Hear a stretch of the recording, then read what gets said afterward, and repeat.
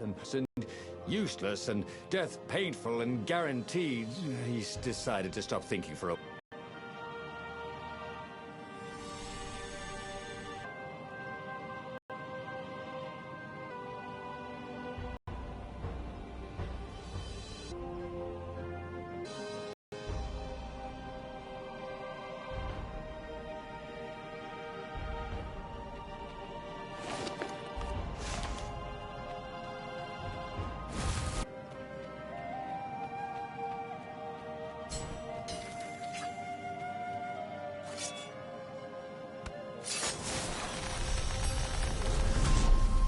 Ah, the road less traveled, thought Renato.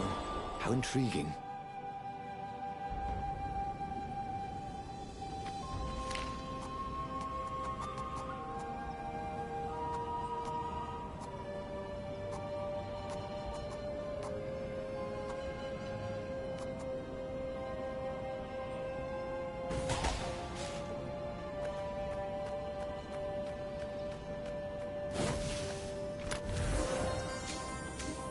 Renato remembered when he'd first stolen one of these.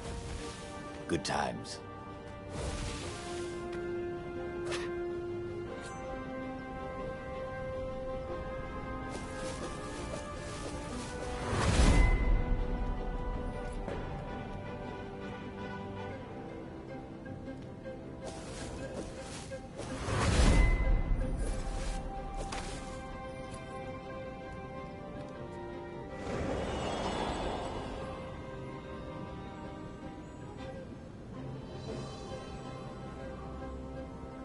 Renato's arm was sore, his armor wet with raven blood. He was tired of death. But death was not yet tired of him. The rebels were losing. Badly. In some other universe, Renato thought, he and Zenobia had left Sword Fu School together, taken other names and sailed off into the mists.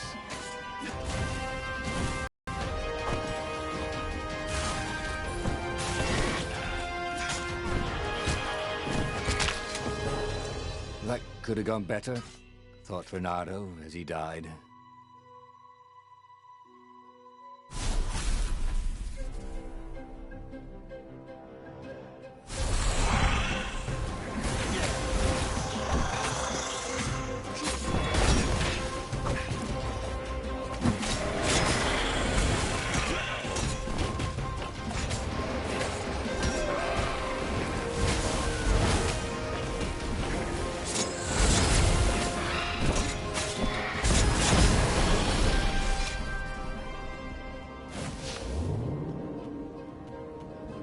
Building these platforms was so expensive, they'd run out of budget for guardrails.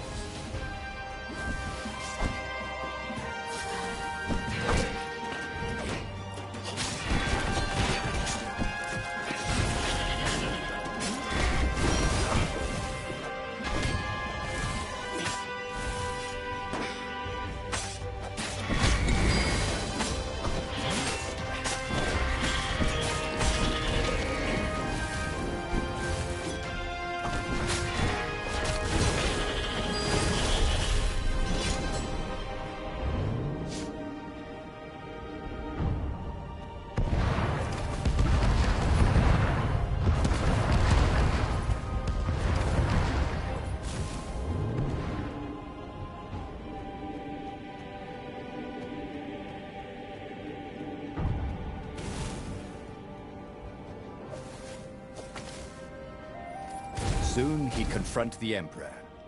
Again. This time, he'd make an end of him. He'd screwed up last time, but he had a good feeling about this time.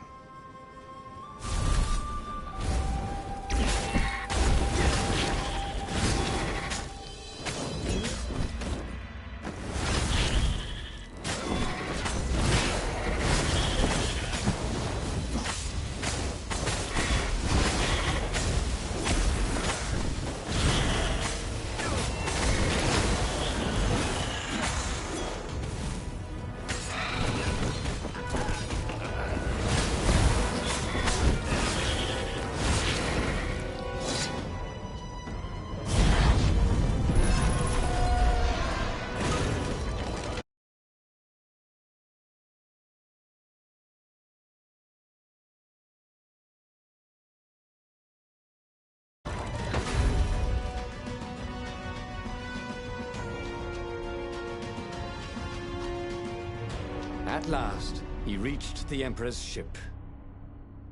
Zenobia was there. "Why'd you have to come back?" she said. "Guess I'm just serving my destiny." He shrugged. "You don't even know what that word means," she said. "Do you ever wonder if things have been different all the time?" she said, and drew her sword. In the end, Bernardo lay bleeding out on the deck. Zenobia sat by his side, upset. "What are you so upset about?" he asked. "You wouldn't understand. Why didn't you tell me you were going to leave school? I was afraid you'd convince me not to." "I guess I'll have to buy you a drink in the halls of the Valiant then," he told her, and then he was gone. And he hadn't learned anything new this time. He'd done the same thing twice, yet expected a different outcome.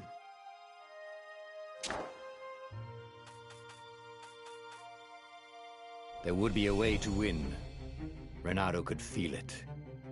He'd have to explore choices he'd never made before he could figure it all out, though. And with that, the book's pages fluttered to the beginning once again. And he fell. The clouds parted over the Isles of Boreas. It was time to choose. The rebellion was in trouble. Ravens were scouting for the secret rebel base. They needed a game changer. Pieces of the Sky Ripper had surfaced. Or so a scholar in the mountains had told him. Surely the weapon that banished the lost gods could defeat the Emperor. Also, a temple had risen out of empty desert. The Iblis stone was hidden there.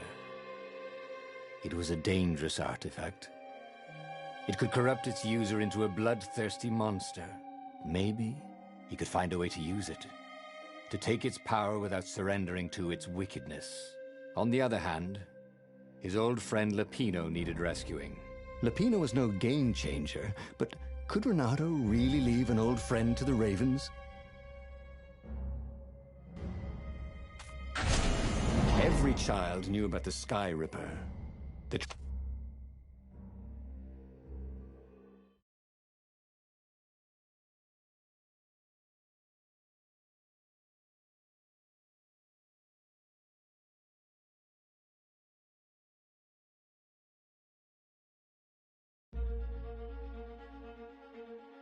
As he set foot on the island, Renato could not help but feel a tinge of guilt. He'd left Lapino behind. He hoped the Mad Rabbit had somehow escaped the Raven. Hero. He didn't do much. He just went with his gut and hoped it all worked out. The Sky Ripper was a long shot. He'd have to devote himself to it. No side journeys, no rescuing old friends.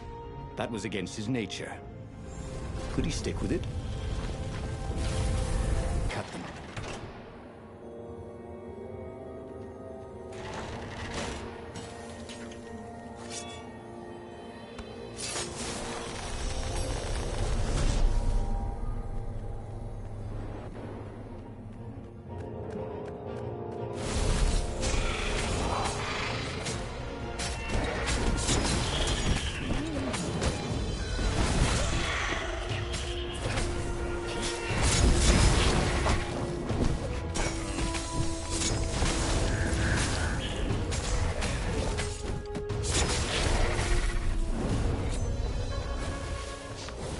Been his mistake before, thinking he could win a battle of wills with an ancient evil all by himself. He had to be cleverer than that, or braver, or something.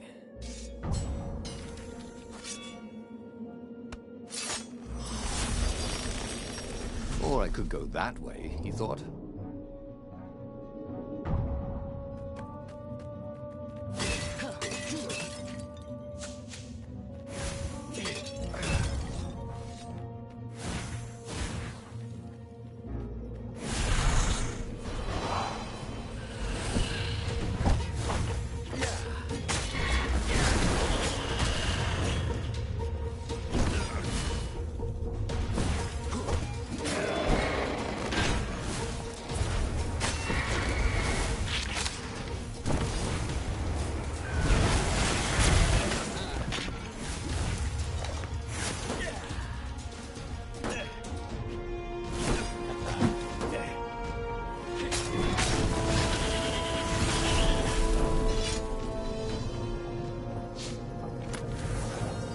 Who needed a doctor when you could eat fruit to heal?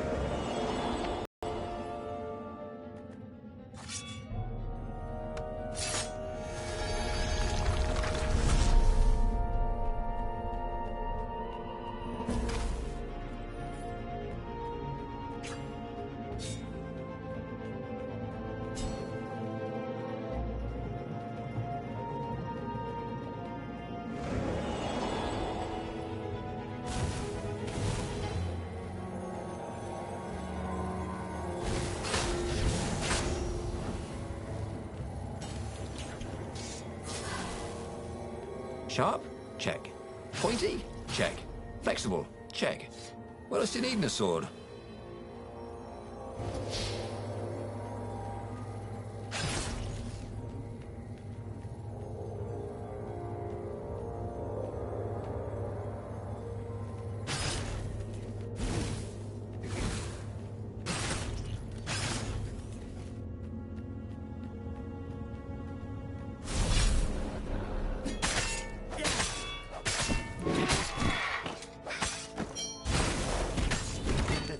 Felt bad for living, but these items are short on trash cans.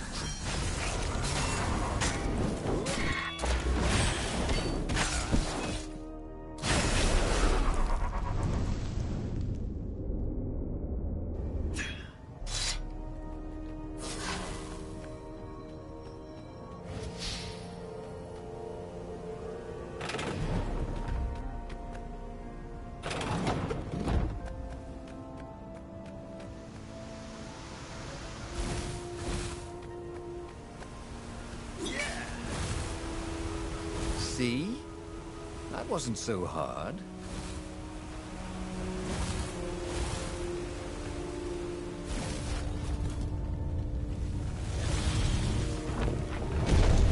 There it was.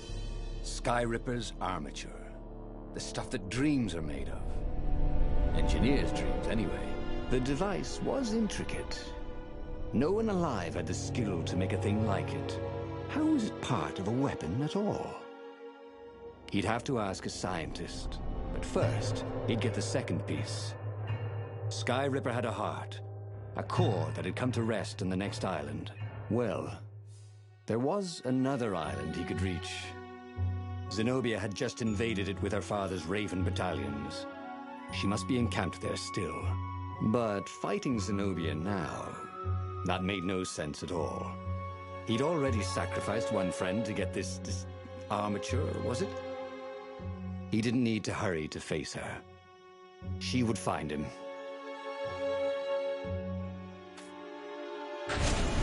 It was a no-brainer. He'd sacrificed his old friend Lapino to get the armature.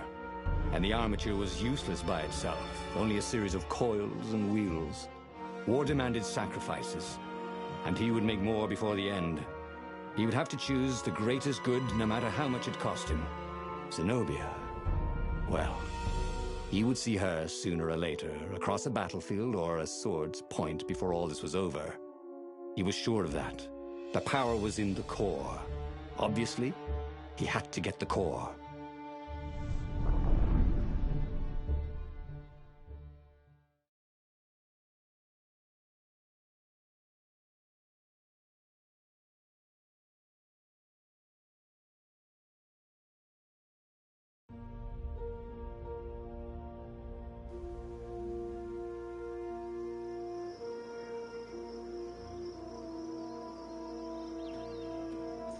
He looked up at the old trees around him. They were so big and so old. They'd been there before he was born, and they'd be there after he'd passed into legend. Was he confronting his own unimportance? What had got into him? He was no philosopher. Anyway, who cares? He was plenty important. He was a hero, and soon he'd prove it. I'll just have a dash, thought Renato.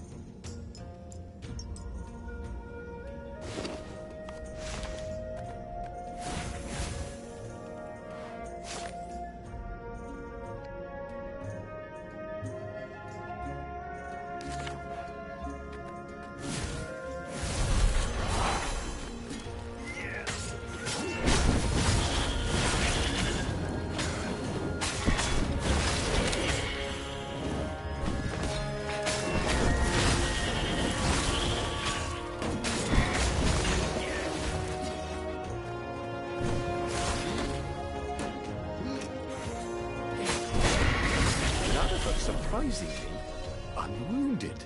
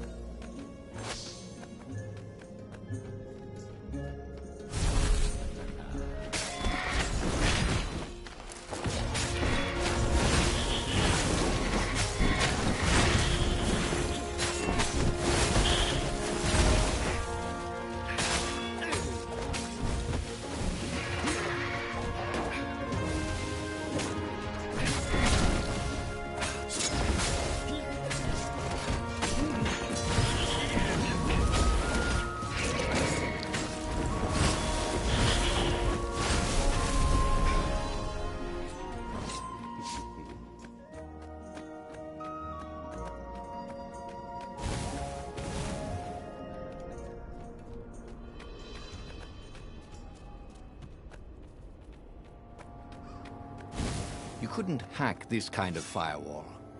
You had to warm it up to you.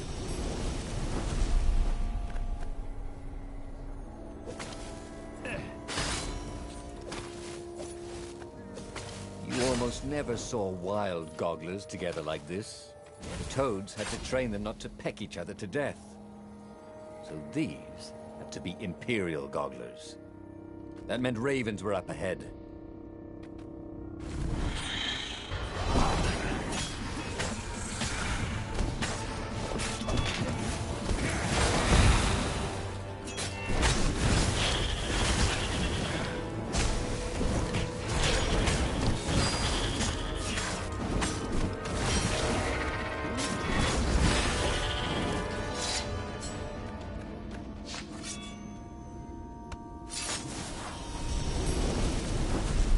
Maybe I should follow my nose, thought Renato.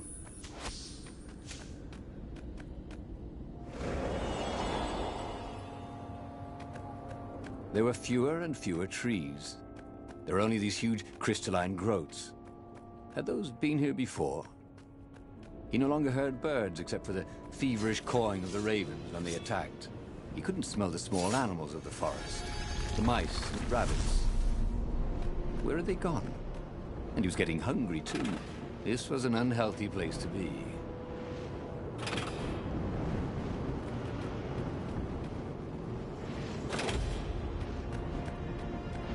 If you can't stand the heat, he thought, stay out of the flamethrower.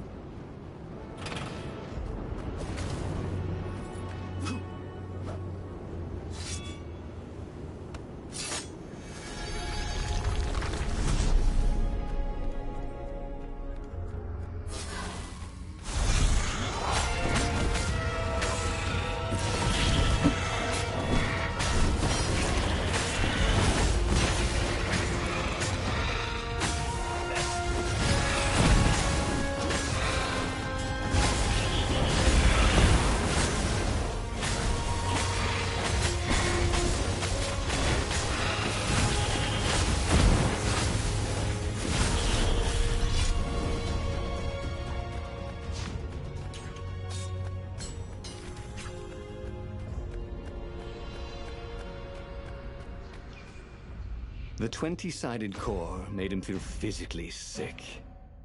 Once he had sneaked into a temple of the dark arts, and he hadn't liked what he smelt and saw there. This felt like that. As quick as he could, he wrangled the icosahedron into the armature. The wheels began to spin, then glow. The sick feeling quickly spun away. Now he only felt sad. He had lost good friends for this war apparatus. He carried his prize back to the Farfarer. Now, he had to make his next move. There was a key Imperial outpost on the Nexus. If this really was some sort of super weapon, he could use it to wreak havoc on the enemy. And if it wasn't, well, better to know that before the final battle. But maybe he should show it to some scientists first. There was an observatory on the Nexus. Maybe he should go there before he fired it. Renato had never been much of a student. At Swordfu School, he'd never read the books, just looked at the pictures. And Zenobia. But weapons he understood. His gut told him that the Skyripper would work great He would use it to take out the Imperial outpost. And what's the worst that could happen? The thing wouldn't work, and then he'd take it to the scientists.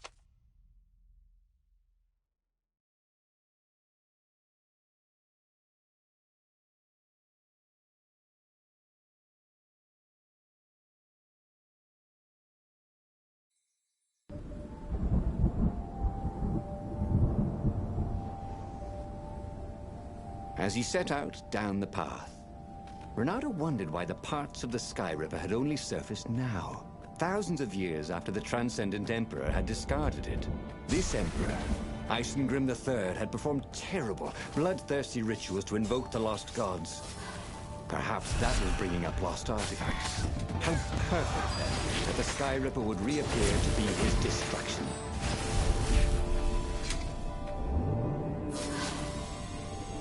It was a bit windy up here.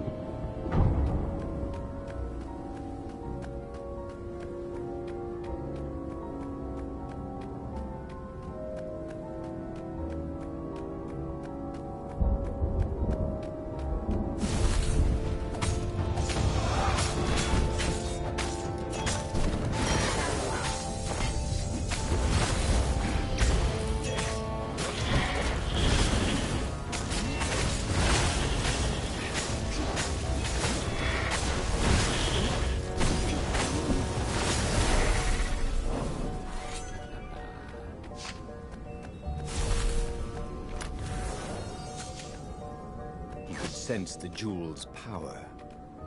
He had a feeling they were going to be great friends.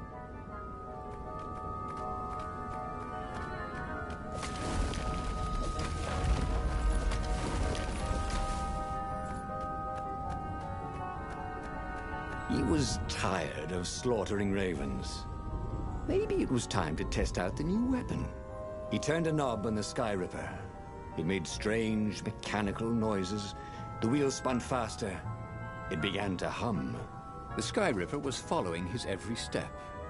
At least it acknowledged him as the master. But there was no trigger. How was he supposed to fire it? Fire, he said. Nothing happened. Well, maybe it just needed to warm up. After all, it hadn't been fired in thousands of years.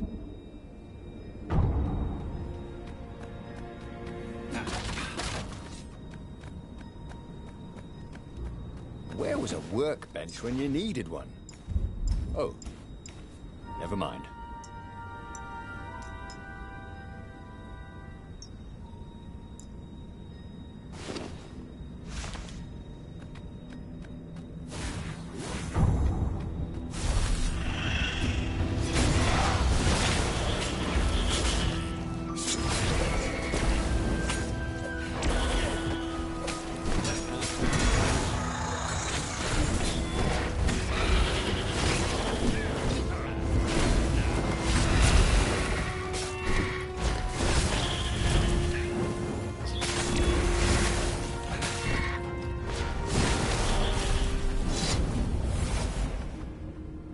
The Sky Ripper was making a whining noise now, and its wheels were spinning so fast he could no longer see them. Renato had a thought. Please? He asked. The Sky Ripper began to glow. Boom! The outpost burst into flame. Ravens flapped out screaming, wings on fire. The base was his. The far-speaker toad came hopping out. Renato! It croaked, sounding like a toad version of Zenobia. Don't use the Sky Ripper. It will destroy the world. Yeah, sure it will, cracked Renato. Pull the other one. If you don't trust me, Go see Calaveras. That sounded sensible. Why did she always have to sound sensible all the time? Oh, it was infuriating. Of course she would say that. He was supposed to hurry and bring the Sky Ripper to the council so the rebels could actually win the war. But what if she was right? Damn it.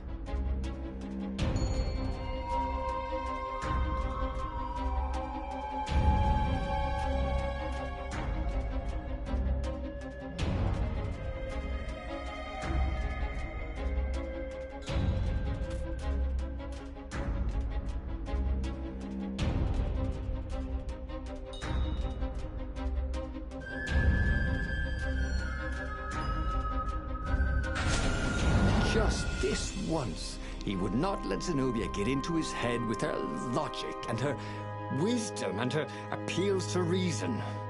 He was a fox. He'd go with his instincts, and it would all work out like it always did. Oh, he was sounding like a reckless idiot, even to himself. But if there was one thing Renato could never bring himself to do, it was turn back on a decision he'd made.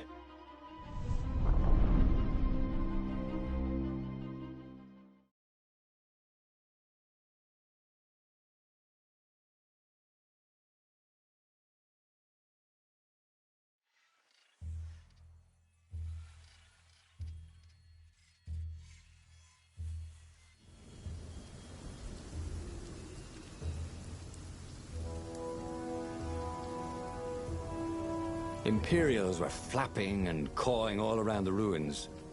They must be panicking with rumors flying of a superweapon. Maybe they hoped to find and destroy the base before he could put the Sky Ripper into action. The Sky Ripper was whining and heating up. It would be time to use that energy soon. Nice. That could be useful.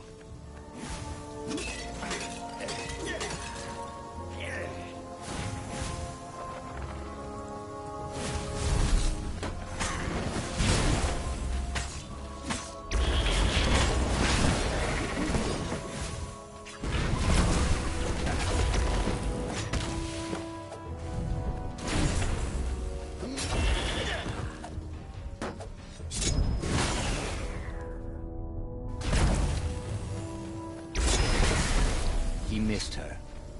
Not Zenobia. Hypatia, the kid's mother. Renato had never thought he'd date a librarian. He'd always figured himself for the barmaid type. But then, he'd never figured the library of Ubar would have comic books, or that Hypatia would know anything about them. He missed her.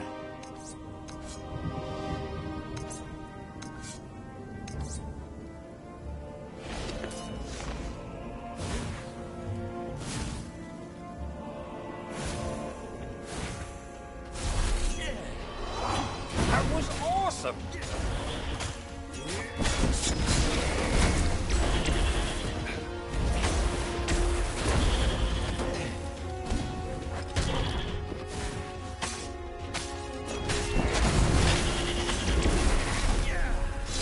Renato had never had a super weapon before. He'd single-handedly taken down an Imperial base. He felt good. He'd resisted all the distractions that were thrown in his path. He couldn't... What was Zenobia talking about? This was a fantastic weapon. Ravens burst into flames with just a touch of its killer beam. He was tempted to leave it on all the time, but he didn't want to accidentally slice off some council toad's head or tongue. Maybe she'd been trying to distract him. Well, this time, no one was going to distract him.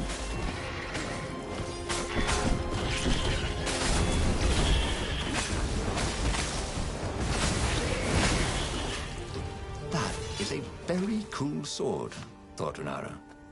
No, seriously. He couldn't feel his paw anymore.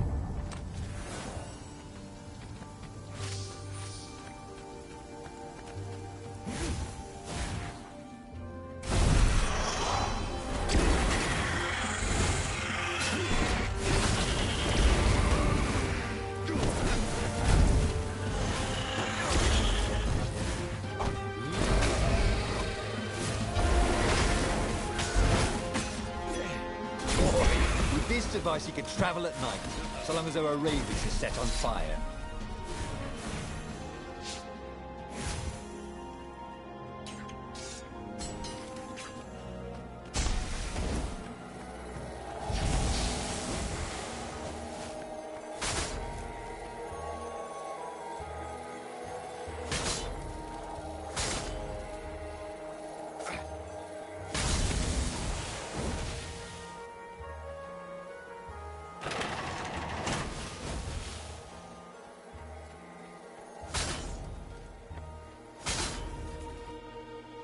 Two eyes good. One eye dead. The long stairs. So he was close to the rebel base. Nothing was on fire. So far, so good.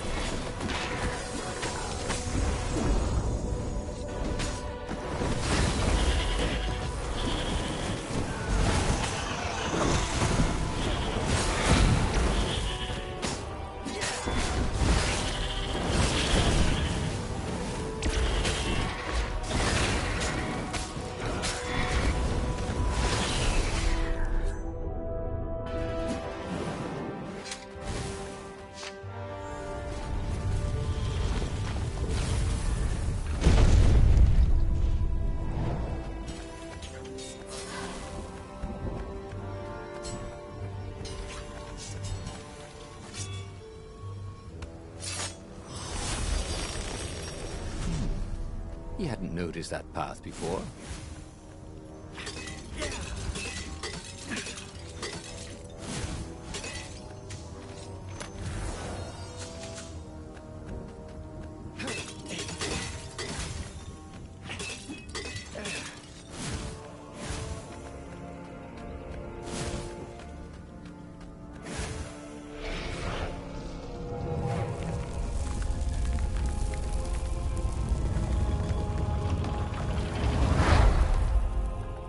As he headed towards the council chamber, Renato felt everyone watching him. "You've saved the rebellion," said the council speaker. "Frankly, we were afraid you'd turn aside to save that idiot Lapino." If you never make sacrifices, he said, you're probably not doing the right thing. The speaker nodded. "Are you ready to lead the charge?" Let's roll, he said, with grim satisfaction. Renato set sail for the fleet. The Sky Ripper had lost its wine. It was humming now, as if it had taken some time to seat properly. He had always been irresponsible. This time, he'd done the right thing, made the hard decisions. He was a real hero. He hadn't let himself be distracted by old friends or old lovers turned enemies. Finally, he could be proud of himself.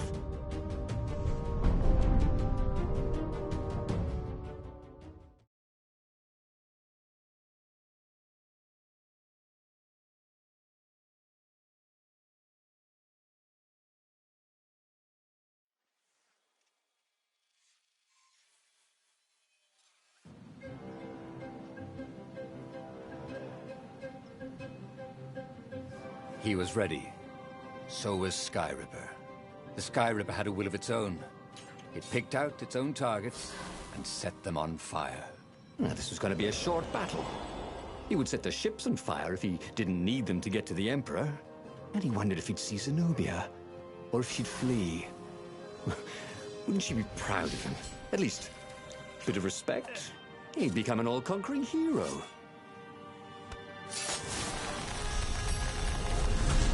Had that door been opened before?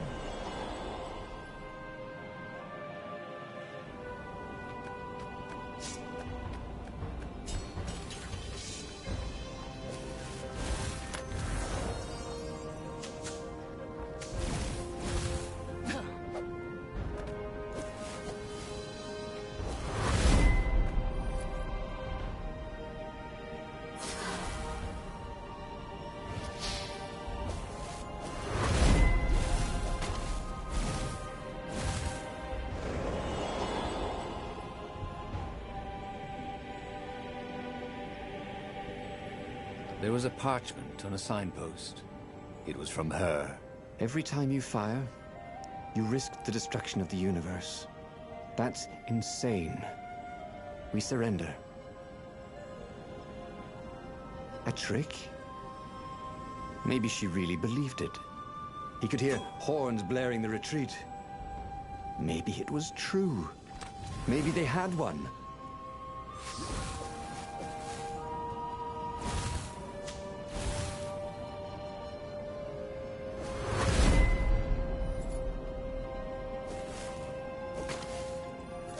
What do you guys dress up as for Halloween? Just wondering.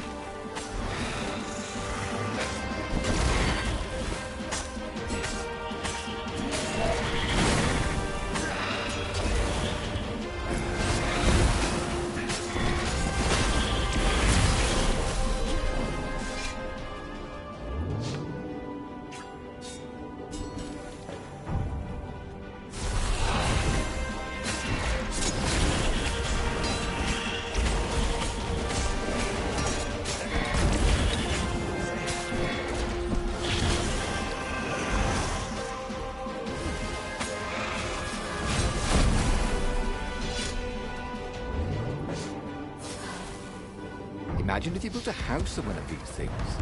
It would be amazing. It would be like having a boat.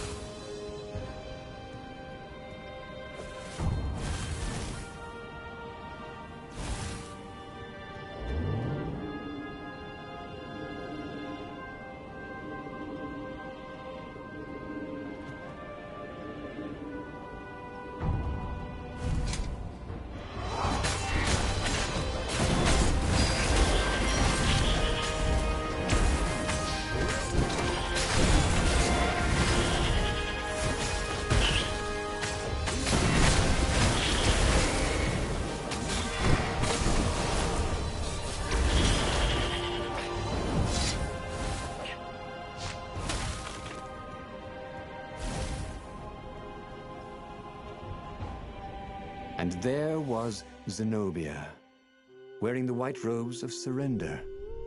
She came and kneeled before him. Why didn't you listen to me? I was trying to save you too. You're the enemy, you said. I was never your enemy, Renato. And he realized, not for the first time, how much she loved him. Then she spoke a terrible word and made a gesture with her hand. She stopped moving, covered in frost, and he wondered why she'd frozen herself. Then the Sky Ripper froze, and then, for a moment, he felt very cold and discovered that he couldn't move. The next thing he knew, the sun was a giant, monstrously red. It took up half the sky, and he was in a parched red desert. And then he was on fire. He should go back to some of the choices he'd faced before. Maybe there were new paths that had opened up, like those doors he was opening up all over the map that took him to new treasures and around his enemies. And he hadn't learned anything new this time. He'd done the same thing twice, yet expected a different outcome.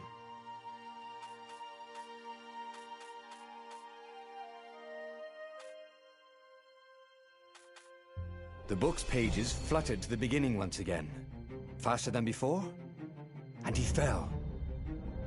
The clouds parted over the Isles of Boreas. It was time to choose. The rebellion was in trouble. Ravens were scouting for the secret rebel base.